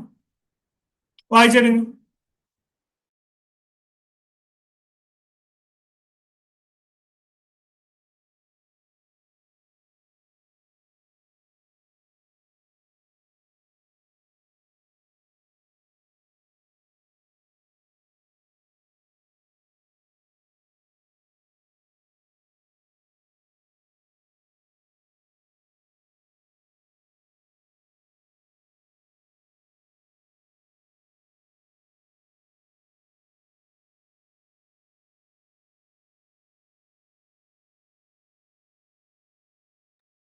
ரைட், வாய்ச்சி பாத்தீங்களா பிள்ளை? Question number 2. ரைட். என்ன? முதலாவது இதுல இருக்கிற பந்திகளை வாசிக்கிறதுக்கு முதல்ல நம்ம என்ன செய்யணும்? என்ன கேட்காரு வாசிக்கணும். அதுக்கு பிறகுதான் நம்ம என்ன செய்யணும்? மேலுக்குள்ள விடயத்தை நம்ம என்ன செய்யணும்? வாசிக்கணும். அது நம்ம பிராக்டிஸ்ல இருக்க வேண்டிய ஒரு விடயம். Right.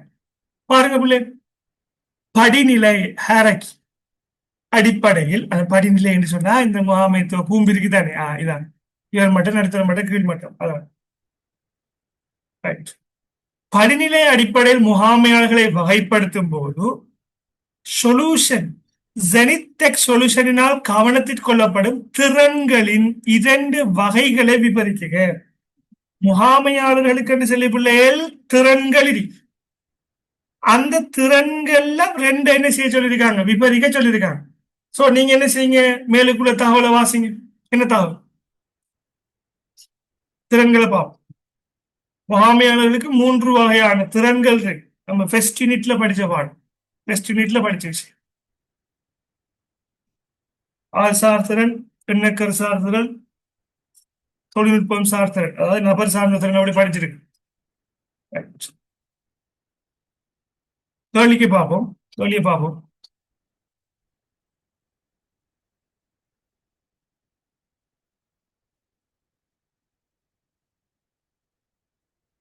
ஜெனித் டெக் சொல்யூஷன் என்பது விரைவாக வளர்ந்து வரும் ஒரு மென்பொருள் நிறுவனமாகும். இது தனது விரிவாக்கல் தந்திரோபாயம் பற்றிய முக்கிய தீர்மானம் ஒன்றை எடுப்பதில் கவனம் செலுத்துகின்றது.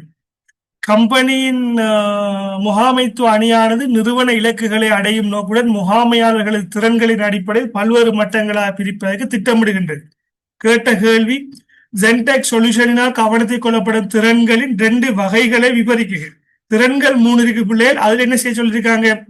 அதுல ஒரு திறன் என்ன செய்ய, 2 திறன் என்ன செய்ய சொல்லியிருக்காங்க? நமக்கு தெளிவுபடுத்த சொல்லியிருக்காங்க. ரைட்.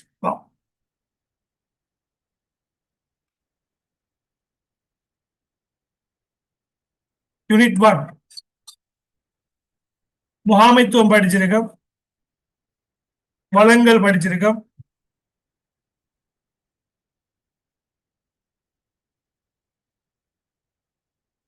வினைத்திறன் விளைதிறன், இந்த வினைத்திறன் சாரி விளைதிறன் சொல்றது பயனுறுதியத்தான். எஃபிஷியன்சி எஃபெக்டிவ்னஸ், செய்வதை சரியாக செய்தல், நம்ம ஆரம்பத்தில் பார்த்தோம். செய்வதை சரியாக செய்தல், டூ திங்ஸ் ரைட், சரியானதை மட்டுமே செய்தல், அது பயனுறுதி. உற்பத்தி திறன், வெளியீட்டுங்கள் உள்ளீடு, முகாமைத்துவ கருமங்கள், அது தெரியணும். முகாமைத்துவ மட்டங்கள், 3 வகையான முகாமைத்துவ மட்டங்கள் இருக்கு, படிச்சிருக்கோம். பார்ட் 2ல பாத்தீங்கன்னா பிள்ளைகள், இது 2026 ஜனவரிக்கு கடைசி எக்ஸாம் தானே, ஓல்ட் சிலபஸ்ல நடக்கக்கூடிய கடைசி எக்ஸாம். சோ அதன் காரணமாக பெரும்பாலும் எல்லாரையும் பாஸ் பண்ண வைக்கக்கூடிய அவங்களோட தீர்மானம் இருக்கும் என்று சொன்னா ஈஸியான கேள்விகளை போடுவாங்க, கடினமான கேள்விகளை போட மாட்டாங்க. சோ என்ன செய்யணும்? பாஸ் பேப்பர்ஸ்ல இருக்கிறதையும் கொஞ்சம் பார்த்துட்டு தான் போகணும் இந்த முறை. பட் ஆனா வித்தியாசமா தான் வரும். ஒரு எம்சிக்யூல வந்த கேள்வி பார்ட் 2ல வரும், எம்சிக்யூல வந்தே திருப்பி எம்சிக்யூல வராது. பார்ட் 2ல வந்தது பார்ட் 2ல வராது, எம்சிக்யூ என்ன செய்யும்? மாறி வரும். சாப்டர்ஸ் நமக்கு தெரிஞ்சிருக்கும். பிஎம்ஏ பாடம் அப்படிதான். மற்ற பிஎல்ஏ, ஏஎஃப்சி, ஐஎஸ்டி பாடத்தை போல இல்லை, கொஞ்சம் வித்தியாசமான ஒரு பாடம். நம்ம விளங்கிருக்கோம், சரியான முறையில விளங்கிருக்கோம். ஏ லெவல் பிசினஸ் படிச்சிருப்பீங்க, பிரச்சனை. இது பாத்தீங்கன்னா பிள்ளைகள் முகாமையாளர்கள் ரோல், முகாமையாளரை வகைப்பாகம், பங்கு அல்லது வகைப்பாகம் என்று சொல்லும். ஏ லெவல்ல வகைப்பாகம் என்று படிச்சிருப்பீங்க. ரோல், முகாமைத்துவ வகைப்பாகம், ஹென்ரி மின்ஸ்பர்கரால் வகைப்படுத்தினது. இது நமக்கு வருது, பார்ட் 2ல வரும். பாப்போம். முகாமையாளருக்கு பாத்தீங்கன்னு சொன்னா 3 வகையான திறன்கள் இருக்கு. முகாமையாளருக்கு 3 வகையான திறன்கள் இருக்கு.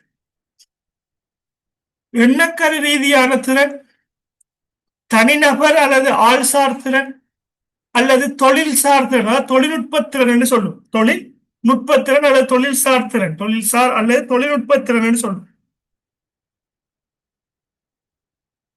தொழில்நுட்ப திறன், தொழில்நுட்ப திறன், தொழில்நுட்ப திறன்கள். ரைட். டெக்னிக்கல் ஸ்கில்ஸ், இது மூன்று வகையான திறன்களும் என்ன செய்யணும் ஒரு நபருக்கு இருக்கும். எண்ணக்கரு ரீதியான திறன் கன்செப்சுவல் ஸ்கில்ஸ் என்ன, இது சிந்திப்பதற்கான ஆற்றல். எல்லாராலையும் சிந்திக்கல. முகாமையாளர் என்ன செய்யணும் ஒரு விடயத்தை அறிஞ்சு ஆய்வு செய்து சிக்கலான விடயங்களையும் என்ன செய்யணும் சிறந்த முறையில் சிந்திச்சு அதற்கு தீர்வு வழங்கக்கூடிய ஒரு ஆளா இருக்கும். அதற்கு அவருக்கு இருக்க வேண்டிய திறன் எண்ணக்கரு ரீதியான திறன் கன்செப்சுவல் ஸ்கில், அதாவது பிரைன் மூளையில் இருக்கிற விஷயம். ரெண்டாவது மானுடவியல் திறன். மானுடவியல் திறன் என்ன, சிலாக்கள் சொல்லுவாங்க பாருங்க, இந்த நபருக்கு மனிதர்கள் என்றாலே வெறும், ஏன்னா பழக தெரியாது, பேச தெரியாது, இவர் சிரிக்கவே மாட்டார். என்ன அப்படிப்பட்ட சில ஆட்கள் இருக்காங்க, நபர்கள் சிரிக்கவே மாட்டாரு. ஏன், அவங்களுக்கு மனிதர்களோட பழக தெரியும். ஆனா முகாமையாளருக்கு எப்படி இருக்கணும், நபர் சார்ந்த திறன்கள் இருக்கணும். நபர் சார் திறன் இன்டர்பர்சனல் ஸ்கில், தனியாவோ குழுக்களோட இணைந்து என்ன செய்யணும் ஒன்றாக வேலை செய்யக்கூடிய ஆற்றல் இருக்கணும். அடுத்து தொழில்நுட்ப திறன் என்னென்ன பிள்ளைகள், அவருக்கு அந்த விடயத்தை செய்வதற்கான என்ன செய்யணும் அறிவு இருக்கணும், டெக்னிக்கல் ஸ்கில்ஸ் இருக்கணும். சரிதானே? ஆகவே இந்த மூன்று ஸ்கில் தான் என்ன செஞ்சிருக்காங்க கேட்டிருக்காங்க. ஒரு முகாமையாளருக்கு அந்த ஸ்கில்ஸ் எப்படி இருக்கணும் பிள்ளை, உயர்மட்டம் நடுத்தர மட்டம் கீழ் மட்டம், முதல்நிலை மட்டம் தான் கீழ் மட்டம்னு சொல்லுவோம். என்ன இதுல பாருங்க, மானுடவியல் திறன் எல்லாருக்கும் சரியா சமனா இருக்கும். பட் எண்ணக்கரு ரீதியான திறன் உயர்மட்ட முகாமைக்கு அதிகமா இருக்கும். தொழில்நுட்ப திறன் முதல்நிலை மட்ட முகாமையாளர்களுக்கு கீழ்மட்ட முகாமையாளர்களுக்கு என்ன செய்யணும் அதிகமா இருக்கும். ரைட், இதை தவிர்ந்த வேற வேற திறன்களும் இருக்கும், நம்ம அதுவும் படிச்சிருக்கோம். ரைட், நம்மகிட்ட கேட்ட கேள்வி பாசிவ் பஸ்ஸுக்கு விட மட்டும்தான் வேணுமெண்டா பிள்ளைகள் ஆன்சர்ஸ் டவுன்லோட் பண்ணா பார்த்துட்டு போயிடலாம். சில விஷயம் என்ன, நம்ம படிச்ச டியூட்ஸ் நம்ம என்ன விஷயம் படிச்சவங்கிறது என்ன செய்யணும் சும்மா டச் பண்ணிட்டு வரும்போது தான் என்ன செய்யும் உங்களுக்கு ஒரு ஐடியா வந்து வரும். என்ன எது படிச்சிருக்கோம் எது படிக்கல இதுல ஃபோக்கஸ் பண்ணணுங்கிற ஐடியா வரும், அதுக்காக வேண்டி. ரைட், பாருங்க அடுத்த கேள்வி. ஹென்ரி மின்ஸ்பர்க், நம்ம ஃபர்ஸ்ட் யூனிட்லயே வர விஷயம். ஹென்ரி மின்ஸ்பர்கின் கூற்றின் பிரகாரம் முகாமையாளருக்கு தேவையான 2 தீர்மானம் எடுத்தல் வகைபாகத்தை குறிப்பிடுங்க. 2 தீர்மானம் சார் வகைபாகம். இப்பதான் சொன்னேன், முகாமையாளருக்கு பல வகைபாகம், 3 வகையான வகைபாகம் இருக்கு. அதுதான் முகாமையாளர் பங்கு, ரோல் ஆஃப் மேனேஜர். ரோல்னா வகைபாகம், முகாமையாளர் பங்குன்னு சொல்லும். என்னென்ன திறன், இன்டர்பர்சனல், ஆள்சார் வைபாகம், தகவல் சார் வைபாகம், தீர்மானம் சார் வைபாகம். ஆள் என்று சொல்றது நபர் சார் வைபாகத்தை சொல்றது. ஆளிடை வைபாகம், தகவல் சார் வைபாகம், தீர்மானம் சார் வைபாகம். ஏ லெவல்ல இருந்து நீங்க படிச்சு வர விஷயம் அதே விஷயம். ஏ லெவல்ல படிக்க நிறைய விஷயம் படிச்சிருப்பீங்க, பட் மறந்துருப்பீங்க. இதுல பாத்தீங்கன்னா ஆள் சார் வைபாகத்தில் என்ன இருக்கு, பேரளவு தலைவர் அல்லது இணைப்பு தலைவர் என்று சொல்லும். தலைவர், அடுத்தது இணைப்பு அதிகார், கண்காணிப்பாளர், தகவல் வழங்குவர், ஊடக பேச்சாளர், தகவல் சார் வைபாகம். டிசிஷனல் தீர்மானம் சார் வாய்பாதுல பாத்தீங்கன்னா முயற்சியாளர், பிரச்சனைகளை கையாள்பவர் அல்லது இடர்களை கையாள்பவர், பல ஒதுக்கீட்டாளர், பேரம் பேசுபவர் என்று சொல்லி படிச்சிருக்கு. 4 விஷயம் படிச்சிருக்கு. இல்ல நம்மகிட்ட கேட்ட கேள்வி என்ன,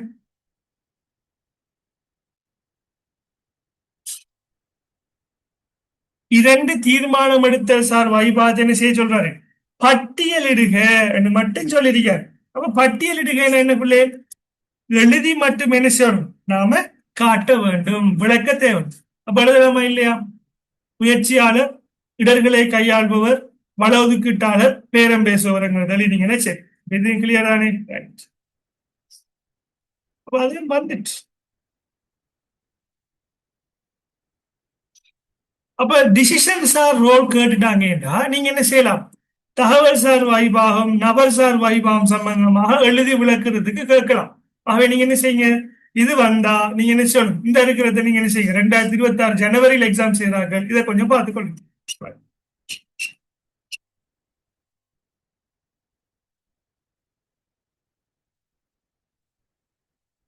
வேற என்ன விஷயம் இருக்கு, முகாமையாளர் முகம் கொடுக்கும் சவால்கள். இது முகாமையாளர் முகம் கொடுக்கும் சவால்கள் பிள்ளைகள் 2025 ஜனவரி கேள்வியிலே வந்துச்சு.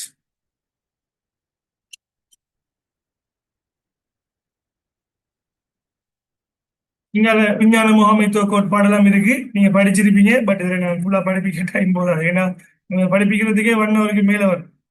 1 ஹவர் 2 ஹவர்ஸ் ஆகும் படிப்பிக்கிறது, கான்செப்டோட மட்டும். ரைட், இப்போ பேப்பர்ஸுக்கு வரும், பேக் டு பேப்பர். எனக்கு யூடியூப்ல போட்டிருப்பேன் நீங்க வீடியோஸ் வாட்ச் பண்ணி கொடுங்க.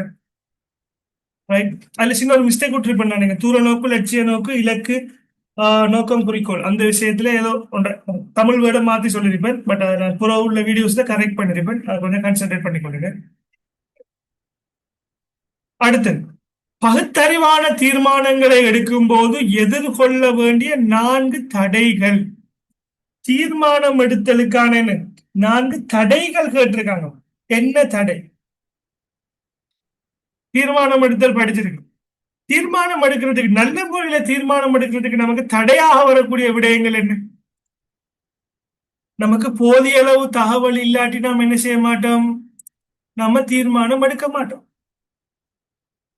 அந்த தீர்மானத்துல நமக்கு திருப்தி இல்லைன்னா நம்ம என்ன செய்ய மாட்டோம்? அதை அமுல்படுத்த மாட்டோம்.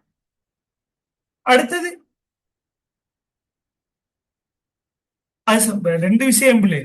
ஒன்று, நம் தீர்மானம் எடுத்தல் படிச்சிருக்கோம். தீர்மானம் எடுத்தல் என்ன? பல்வேறுபட்ட மாற்று தீர்மானங்களுக்குள் இருந்து பொருத்தமானதை தெரிவு செய்ததுதான் தீர்மானம் எடுக்க.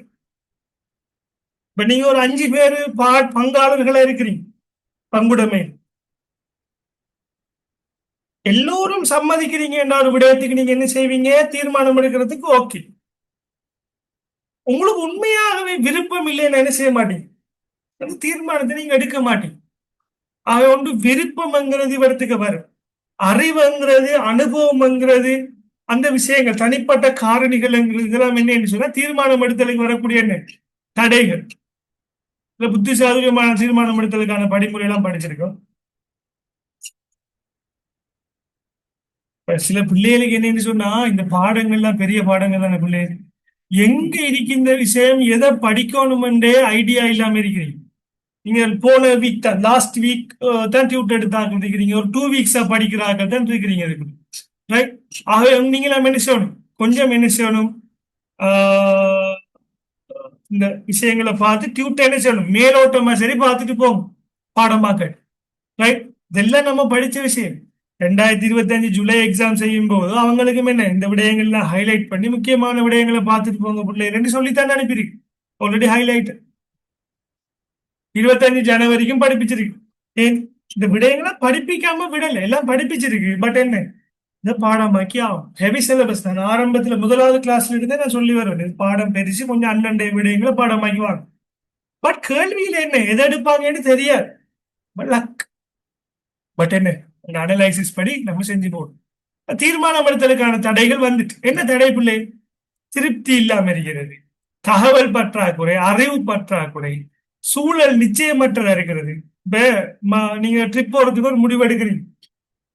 மழை பெய்யுது, நிக்குது. இயற்கை அனர்த்தம் என்று சொல்றாங்க, மழைக்கு அனர்த்தம் வராதுன்னு சொல்றாங்க. சூழல் என்ன? நான் பிரிடிக்டபிள். யூ கான் பிரிடிக்ட். அதாவது உங்களுக்கு அதாவது எதிர்வு கூற முடியாம இருக்கு. அப்படி இருந்தா என்ன? நிச்சயமற்ற சூழல் காரணி அவ்வாறு இருக்குது. அரசியல் சம்பந்தமான விடயங்களை இப்படித்தான் வரும். அடுத்தது, தீர்மானம் எடுக்கிறது சுயாதீனமாக காணப்படாடி, பொதுவாக காணப்படாட்டியும் என்ன? அது ஒரு தடை. ஒரு நபருக்கு மட்டும்தான் பக்கச்சார்பு அடுக்காருன்னு சொன்னா அது தீர்மானம் எடுத்ததுக்கான தடையா இல்லையா? அது ஒரு தடை. மொழி ரீதியான பிரச்சனை. இதெல்லாம் என்ன?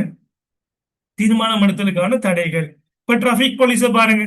உங்களுக்கு பெனா ஃபைன் எழுதுறையா இல்லையான்னு முடிவெடுக்காருன்னா நீங்க சொல்ற விடயம் அவருக்கு விளங்கணும். தமிழ்ல சொல்றது, நீங்க தமிழ்ல சொல்றது அவருக்கு விளங்குது இல்ல, அவரு சிங்களத்துல சொல்றது உங்களுக்கு விளங்குது இல்லைன்னு சொன்ன என்ன பிள்ளை?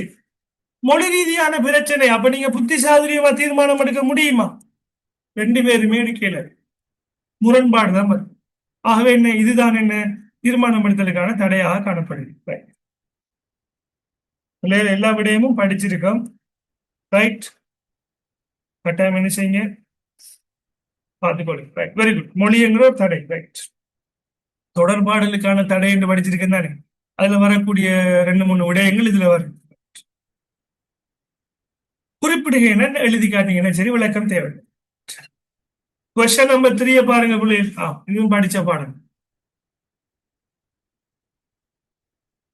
Question number 3.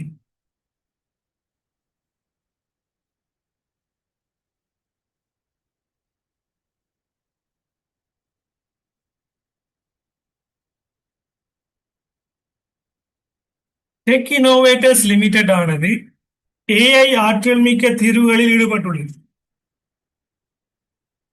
எம்மா என்பவர் இதை கேள்விய பார்ப்போம். திட்டமிடல் செயல்முறையின் படிமுறைகளை குறிப்பிடுக. அப்ப பிளானிங் ப்ரொசஸ் கேட்கலாம். 4 மார்க்ஸ். வணிக நிறுவனம் ஒன்றில் காணப்படுகிற 2 வகையான திட்டங்களை கேட்காங்க. நம்ம ஈஸியாக ஒவ்வொரு மட்டத்துக்கும் ஒவ்வொரு திட்டம் இருக்கு. முகாமைத்துவ மட்டத்துக்கு அந்த திட்டத்தை சொன்னாலே போதும். Right. ஒரு நிறுவனத்தின் ஊழியர்களை ஊக்குவிப்பதில் முகாமையானது 2 வகைப்பாகும். அவர் ஊக்குவிக்க வேண்டுமா இல்லையா அதான் கேள்வி. அவர் வைபாகம் என்ன பிள்ளைகள் உங்களோட பொறுப்பு என்ன? ஊழியர்களை ஊக்குவிப்பதில் உங்களுடைய பொறுப்பு என்ன? அதான் வைபாகம். உங்களோட வைபாகம் என்ன? இப்ப மேனேஜர் இருக்காரு கம்பெனியில, நீங்க எல்லாம் வெளியில இருந்து கதைக்கிறீங்க. இந்த மேனேஜர் சரி வரா, ஊழியர்களை ஊக்குவிக்காரு இல்லை. அப்போ வந்து கேட்கிறார், அப்ப அவரோட வைபாகம் என்ன? அவர் என்ன செய்யணும் அந்த கேள்வி. ஏன் அவர் செய்யணும், என்ன செய்யணும், அதான் அவரோட வைபாகம் என்னன்னு கேட்டிருக்காங்க. இந்த கேள்வியை விளங்குறது பிள்ளைகள் என்ன இதுல முக்கியமான ஒரு விஷயம். ரைட். எல்லாரும் திட்டமிடல் டியூட் எடுத்துக்கொள்ளுங்க. எல்லாரும் திட்டமிடல் படிச்சிருக்கிறீங்க. முகாமைத்துவ செயற்பாட்டுல முதலாவது நம்ம படிச்சது.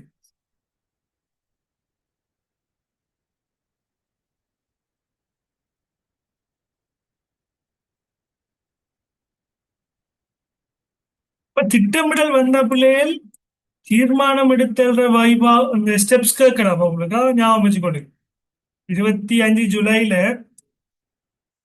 உங்களுக்கு திட்டமிடல்ற படிமுறை கேட்டுட்டாங்கடா, அங்க தீர்மானம் எடுத்தல்ற படிமுறை கேட்கலாம்.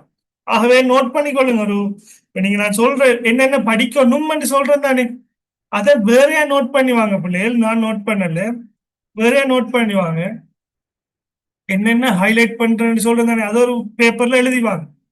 இந்த இருக்கு தீர்மானம் எடுத்தலுக்கான படிமுறை. இந்த இருக்கு பிள்ளைகள் 1 2 3 4 5 6. இதுதான் புத்தி சாதுரியமான தீர்மானம் எடுத்தலுக்கான படிமுறை என்றாலும் இதுதான்.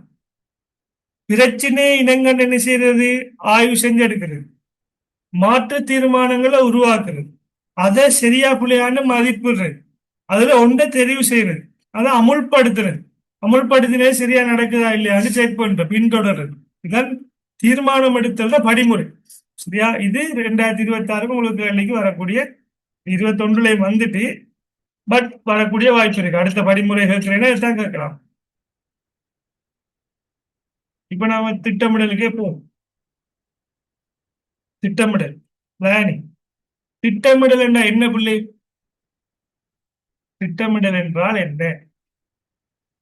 எதிர்காலத்தில் மேற்கொள்ளப்படுகின்ற செயற்பாடுகளை முன்கூட்டியே தீர்மானித்துக் கொள்ளுதல் திட்டம் இடுதல், பிளானிங் இணைச்சொல்.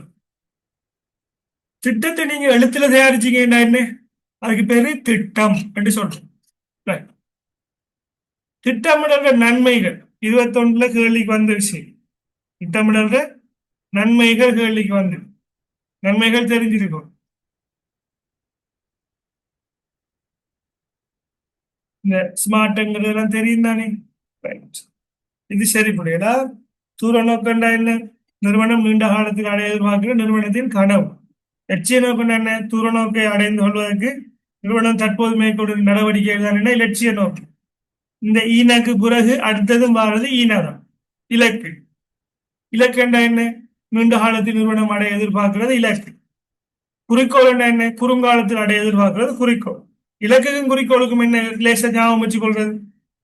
நீங்க 70 கிலோ வெயிட்டை குறைக்கணும், 2 மாதத்துக்குள்ள வெயிட்டை குறைக்கணும் என்று சொன்னா அது இலக்கு. அதுக்கு ஒவ்வொரு நாளும் சாப்பாட்டு அளவை குறைக்கணும் என்று சொன்னா அது என்ன? குறிக்கோள், நோக்கம் என்று சொல்லுவோம். குறிக்கோள் அளவு நோக்கம் தான் என்ன? ஸ்மார்ட்ங்கிறத கொண்டிருக்கு. ஸ்மார்ட் என்ன? Specific, measurable, achievable, reliable, time என்று சொல்லுவோம்.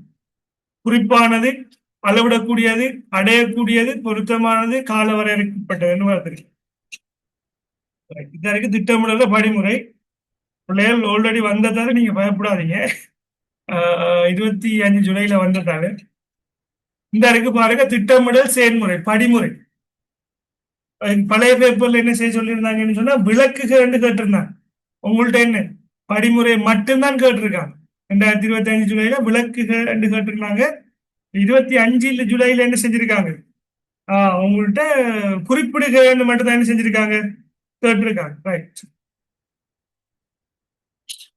என்ன செய்யணும்? முதலாவது திட்டமிடுறதுக்கு நீங்க கொழும்புக்கு போறேன்னு ஒரு தீர்மானம் எடுக்கிறீங்க, நுவரெலியாவுக்கு ஒரு ட்ரிப் போறேன்னு ஒரு தீர்மானம் எடுக்கிறீங்க. தீர்மானம் எடுக்கிறீங்கன்னா நீங்க என்ன செய்யணும்? முதல் நீங்க என்ன செய்யணும் சொன்னா, சூழலை ஆய்வு செய்ய வேண்டும். அது ரெண்டு ஆய்வு, SWOT ஆய்வு, பெஸ்டல் ஆய்வு. அடுத்தது நோக்கங்கள், குறிக்கோள் என்ன செய்யணும்? நீங்க உருவாக்கி கொள்ளணும். உருவாக்கினதுக்கு பிறகு என்ன செய்யணும்? அந்த சூழல் மாறிகள்ல ஏதாவது மாற்றங்கள் ஏதாவது இருக்கா எங்களுக்கு என்ன செய்யணும்? எடுகோள்கள் இருக்கான்னு என்ன செய்யணும்? அதை உறுதிப்படுத்தி என்ன செய்யணும்? அதுக்கு பொருத்தமான எடுகோள்களை தீர்மானிச்சு கொள்ளணும். நாலாவது என்ன செய்யணும்? பல்வேறுபட்ட மாற்று தேர்வுகளை உருவாக்கணும். அந்த மாற்று தேர்வுகள் என்ன செய்யணும்? மதிப்பீடு செய்யணும். நம்ம எக்ஸாம்பிள் பார்த்தேன், சார்ட்டர்ட் அக்கவுண்டன்ட். மாற்று தீர்மானங்கள் என்ன செய்யணும்? ஆய்வு செஞ்சவங்க தெரிவு செஞ்சதுக்கு பிறகு என்ன செய்யணும்? அந்த திட்டத்தை என்ன செய்யணும்? அமுல்படுத்தும், நடைமுறைப்படுத்தும். நடைமுறைப்படுத்தி என்ன செய்யணும்? நடைமுறைப்படுத்தினது நடக்குதா இல்லையான்னு என்ன செய்யணும்? கட்டுப்பாடு மற்றும் மீளாய்வு செய்யணும், மேற்பார்வை மீளாய்வு செய்யணும். இந்த 8 விடயங்களையும் என்ன செய்யணும்? திட்டமிடல்ற படிமுறைகளாக காணப்படும். அவங்கள்ட்ட கேட்ட கேள்வி என்ன பிள்ளைகள்? எத்தனை படிமுறை கேட்டிருக்காங்க பாருங்க படிமுறைகளை. குறிப்பிடுக 8 படிமுறை மொழினா தானே என்ன 4 மார்க்ஸ். ரைட். அடுத்தது, வணிக நிறுவனம் ஒன்றின் 2 வகையான திட்டங்களை குறிப்பிடுக. முகாமைத்துவ மட்டங்கள் எத்தனை இருக்கு பிள்ளைகள்? 3 மட்டங்கள் இருக்கு. அந்த 3 மட்டங்களையும் என்ன செய்யப்படும்? ஒவ்வொரு திட்டமிடல் செயற்பாடுகள் மேற்கொள்ளப்படும். ரைட். இந்த இது முகாமைத்துவ மட்டம் தானே, 3 மட்டம் தெரியும் தானே உங்களுக்கு? ஒவ்வொரு மட்டத்திலே ஒவ்வொரு திட்டமிடல். கேட்ட கேள்வி திட்டமா திட்டம் இடலாம், அதை முதல் பார்த்துப்போம். திட்டங்கள் என்று கேட்டிருக்காங்க. ஓகே, அப்ப என்ன திட்டம்? தந்திரோபாய திட்டம், உபாய திட்டம், செயற்பாட்டு திட்டம். 3 வகையான திட்டங்களை குறிப்பிட சொல்லியிருக்காங்க. குறிப்பிட்டா சரி. தந்திரோபாய திட்டம், உபாய திட்டம், செயற்பாட்டு திட்டம் என்ன செஞ்சிருக்கோம்? படிச்சிருக்கோம். இதை தவிர்த்து என்ன வேற வேற திட்டங்களும் என்ன செஞ்சிருக்கோம்? நம்ம அதுக்குள்ள இருக்கக்கூடிய விடயங்களை பார்த்திருக்கோம், வேற வேற பார்த்திருக்கோம். திட்டமிடல், திட்டங்களை நடைமுறைப்படுத்த ஏற்படக்கூடிய சவால்கள், வழிமுறைகள், திட்டமிடல் இருக்கக்கூடிய கோட்பாடுகள். இது MCQ வரக்கூடிய கேள்வியா, இதை ஞாபகம் வச்சுக்கொள்ளுங்க. திட்டமிடல் கோட்பாடு, இதுல நான் 8 கோட்பாடு படிச்சிருக்கேன். இந்த 8 கோட்பாட்டுல ஏதாவது ஒரு கோட்பாடு என்ன செய்யும்? MCQல கேட்கலாமா? MCQ காய்க்கிறது பிள்ளைகள் OTQ கொஸ்டின் தான் காய்க்கணும். OTQ question. ரைட்.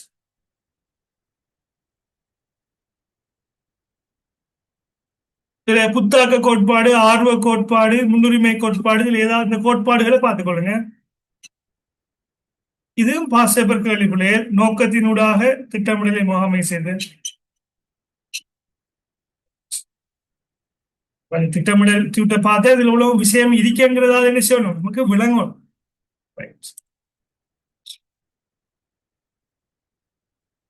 நிறுவனத்தை ஊழியர்களை ஊக்குவிப்பதில் முகாமையாளர் 2 வகைபாகம் சொல்லுங்க பாப்போம். அவர் ஊக்குவிக்கணுமா, ஊக்குவிக்க கூடாதா? எஸ் ஓ நோ, அதான் கேள்வி. ஊக்குவிக்க வேண்டுமா, ஊக்குவிக்க கூடாதா? ஊக்குவிக்க வேண்டுமா, ஊக்குவிக்க கூடாதா? S oh no.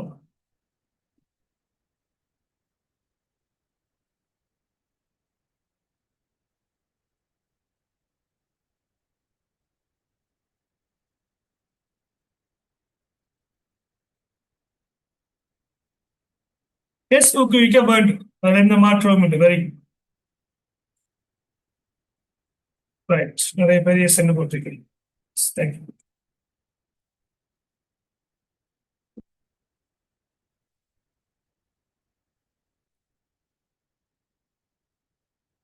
ரைட்.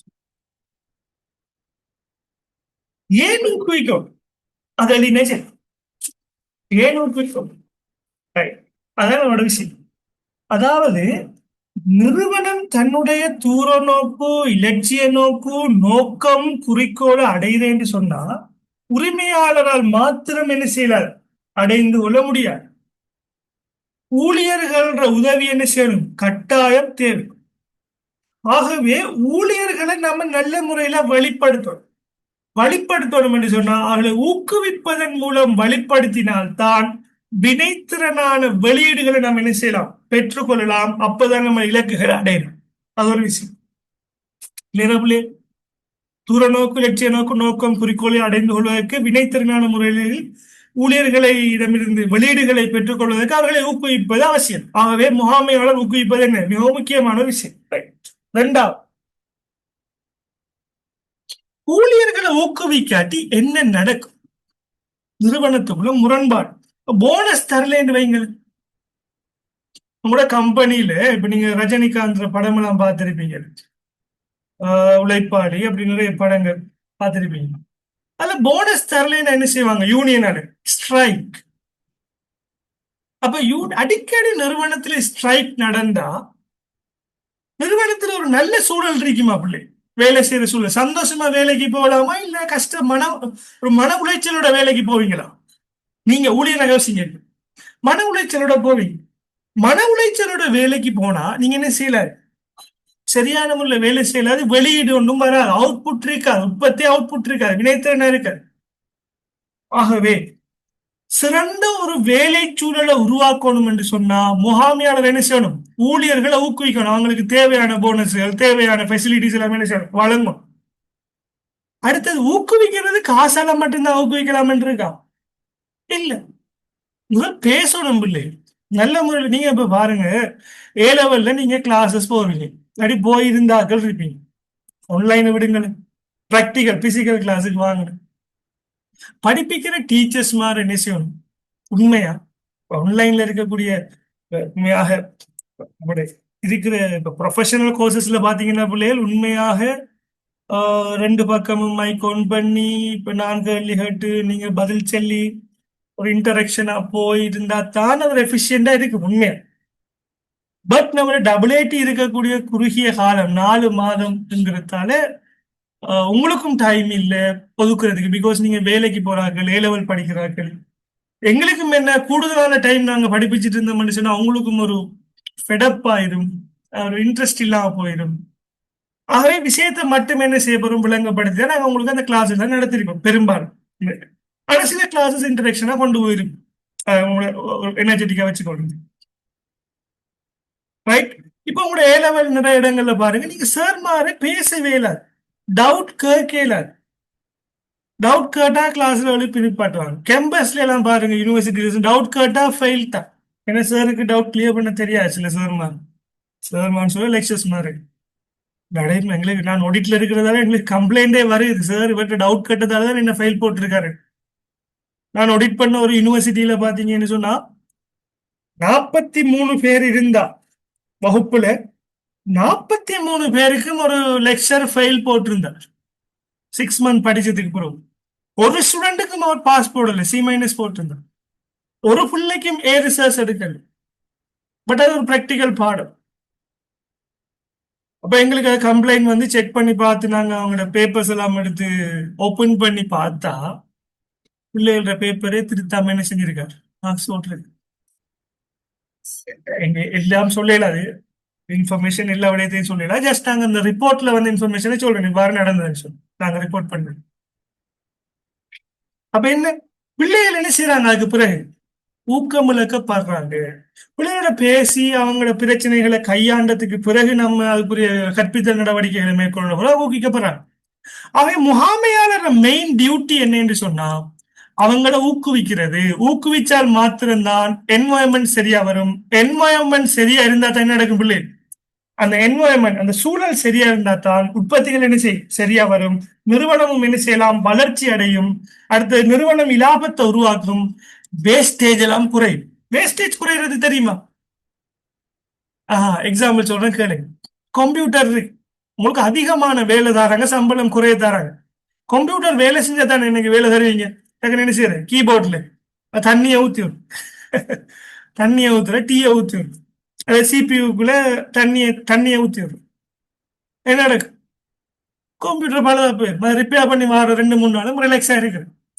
இப்படி என்ன செய்வாங்கன்னா ஊழியர் செய்வாங்க. விரயம் எல்லாம் அதிகரிக்கும். ஆகவே இதெல்லாம் கட்டுப்படுத்துறதுக்கு என்ன செய்யணும் பிள்ளை? முகாமையாளர் அவர் ஊக்குவிக்கிற செயற்பாடு என்ன செய்யணும்? அவர் செய்ய வேண்டும். சரியா? ஆகவே அதுல கேட்ட விஷயம் 2 விடயத்தை நீங்க என்ன செய்யணும் பிள்ளை? நான் சொன்னதுக்குள்ள 2 விடயத்தை விளக்கம் எழுதினீங்கன்னா போதுமானதா இருக்குமா? ரெண்டு விடயம் எழுதணும். விபரிக்கணும். விபரிக்காட்டி பிள்ளைகள் 2 மார்க்ஸ் தான் கிடைக்குமா? விபரிக்காட்டி ரெண்டு. விபரிக்கிறேன்னு சொன்னா நீங்க பெருசா யோசிக்காதீங்க. ஒரு 3 லைன்ல அந்த விட இருந்தா சரி. ஒரு 3 லைன்ஸ்ல இருந்தா அது விவரிக்கிறது தான். இப்ப 4 சொல்லியிருந்தா என்ன பிள்ளை அது விவரிக்கிறல்ல, குறிப்பிடுறேன். ஒரு 3 லைன்ல நீங்க எழுதுனீங்க இந்த விடையை தான் விவரிக்கிறதா தன்னை மீறி. சரியா? நீங்க பெருசா பாயிண்ட் எழுதி அதுக்கு கீழே 5 லைன் 6 லைன் எழுதணும்னா அப்படிலாம் யோசிக்காங்க. என்ன விடயத்தை சொல்லி அந்த விடயத்துக்கு ஒரு 2 லைன் எக்ஸ்ட்ரா இருந்தா போதும், அதான் விபரீதம். சரியா? Fine. இப்ப அடுத்த கொஸ்டனுக்கு வரும்.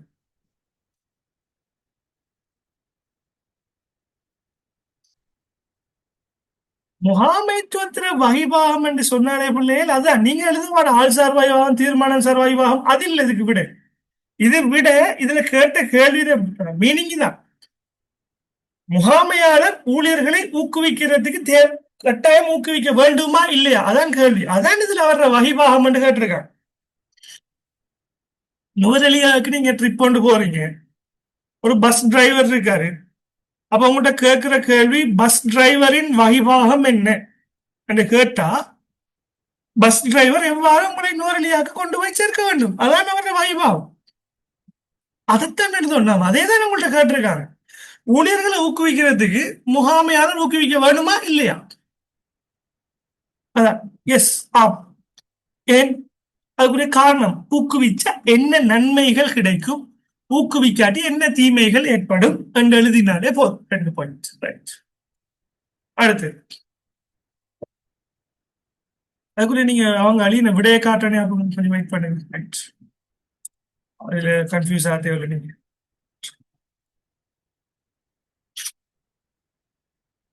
வேற ஆன்சர் ஸ்கீம்ல இருக்கிற மாதிரி 100 வீதம் என்ன செய்யலாம், எல்லாரும் விட எழுத எல்லாரும் விட இப்ப காப்பி பேஸ்ட் போயிடும்.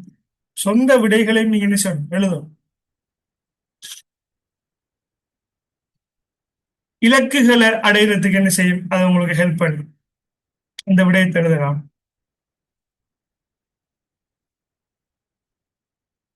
பாசிட்டிவான வேலை சூழலை உருவாக்குறதுக்கு, டீம் ஒர்க் ஏற்படுத்துறதுக்கு, டீம் ஒர்க் முன்மாதிரியா இருக்கிறதுக்கு ஊக்குவிக்கும். ரைட். அப்ப தனிப்பட்ட வேலையை விரிவான நோக்கட தூர நோக்கம் அடைஞ்சு கொள்றதுக்கு இந்த விடயங்களை என்ன சொல்லணும் சொல்லுவோம். ஒரு 2 லைன் அல்லது 3 லைன்ல எழுதினா என்ன, இதுக்கு போதுமானதா இருக்கு. இப்போ கொஸ்டின் நம்பர் 4 வரும்.